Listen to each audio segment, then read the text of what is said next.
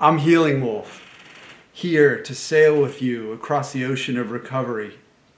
Let's take a physiological sigh together. So this is a fast way to bring your nervous system into a calmer state. So a deep breath in through the nose, a little sip at the top, hold, then slow release through the mouth.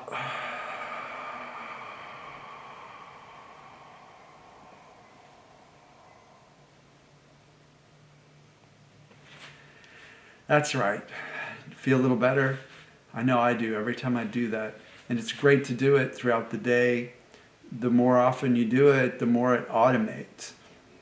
And that's today's topic. The more often you practice, the more it automates, the more it becomes habitual.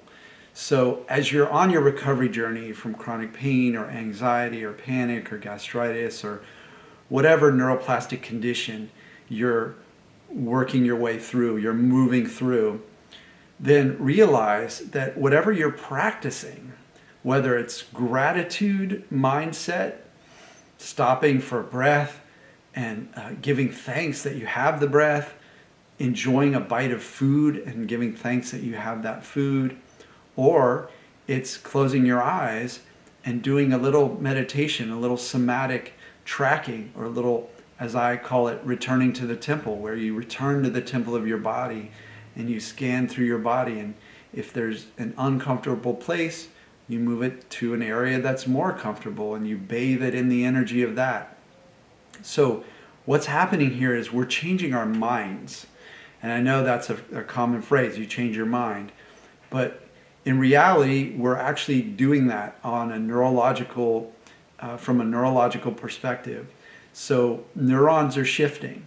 If, for example, we find ourselves in fear and we feel that fear, we move into that fear, then our mind no longer sees that, whatever it is we're fearing or the fear sensation itself, as worthy of protection.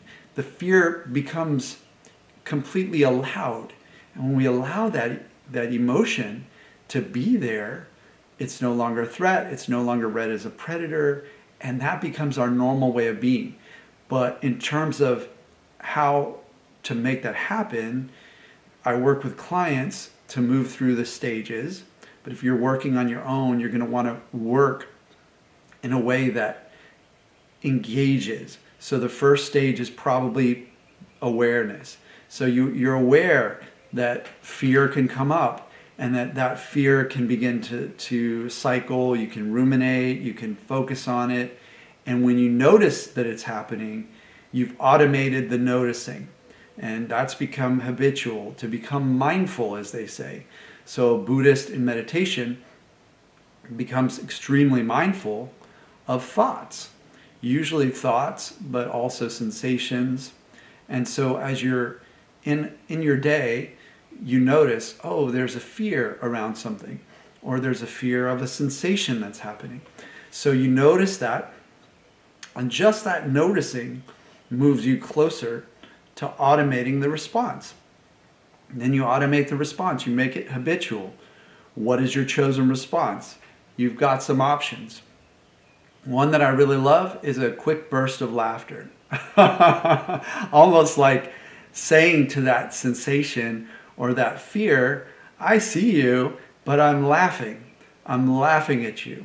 I'm laughing because I know this is not something that needs to be there, that this is an irrational, this is unconscious, this is a nonsensical fear.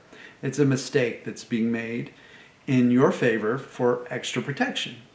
So at one point, Buddha went through a long cycle of fasting.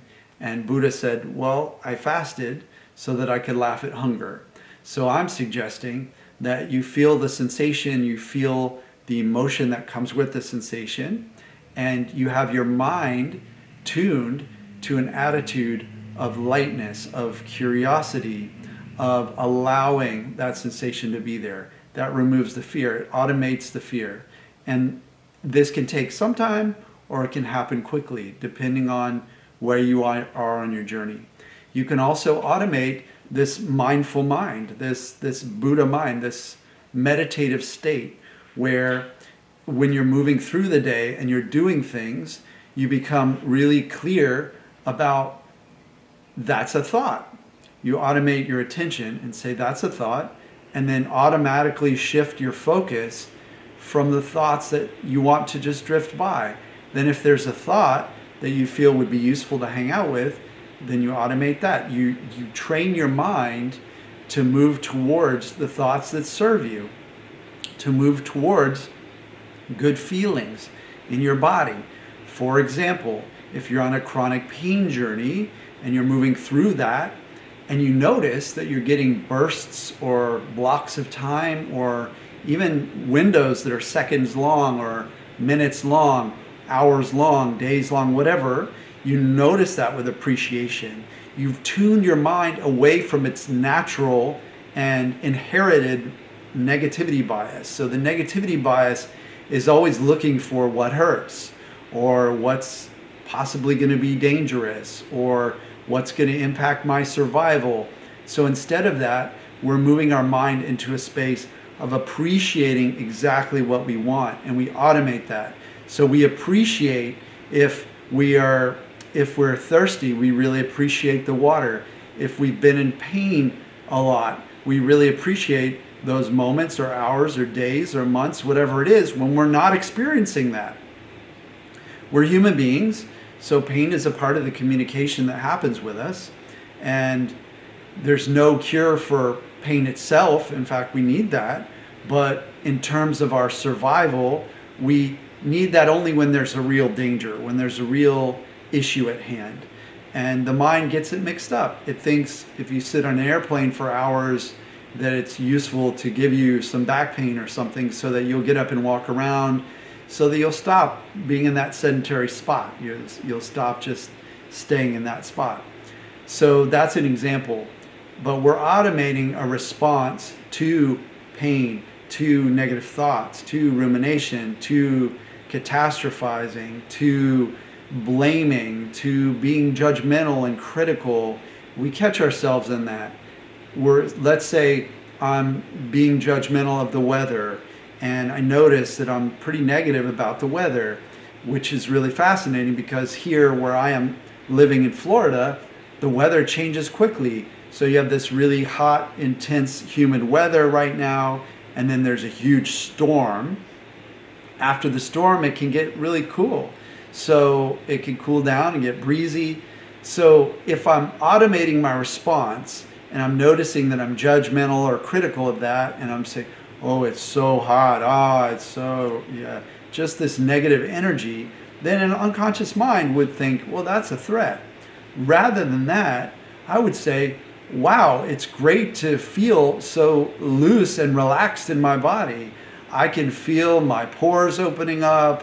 I can feel just the opposite of how I felt in the winter time, where I felt constricted. I feel really relaxed and open. I breathe well. I feel good with that warmer air. I'm appreciating. So moving from complain and blame and judgment into finding some reason to be all right with it, to allow it, to even embrace it and enjoy it. So that's what today's all about.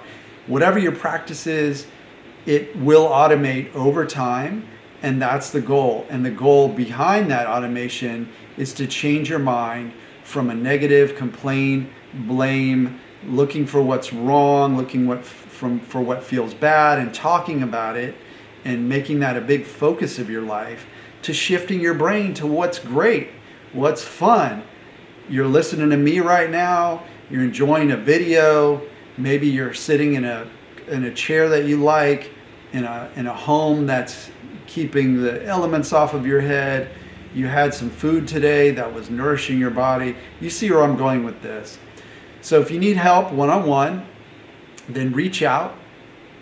I'm at healingwolfcoaching.com. You can book a free consult call, and we can chat about how we can get you through whatever's going on to a place where your mind is automated, working in a space of clarity, confidence, and courage, and move you out of what you want to get out of by focusing on what you want.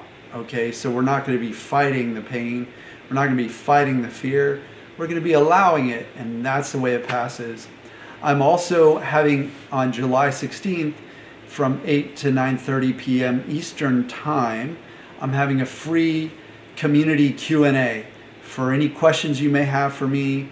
I'm hoping it's a supportive group where we can all hang out and strategize, just talk about our recovery. So if you'd like to join that, head to my website and sign up for my mailing list. That makes it easy for me to just mass mail the Zoom link, so I won't have to be sending the Zoom link to everyone, because this is a free event, and I need to reserve my focus and time for my clients, my one-on-one clients.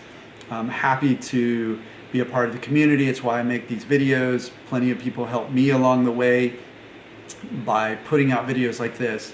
And another thing you could do to help would be to subscribe to this channel and give me a thumbs up, comment.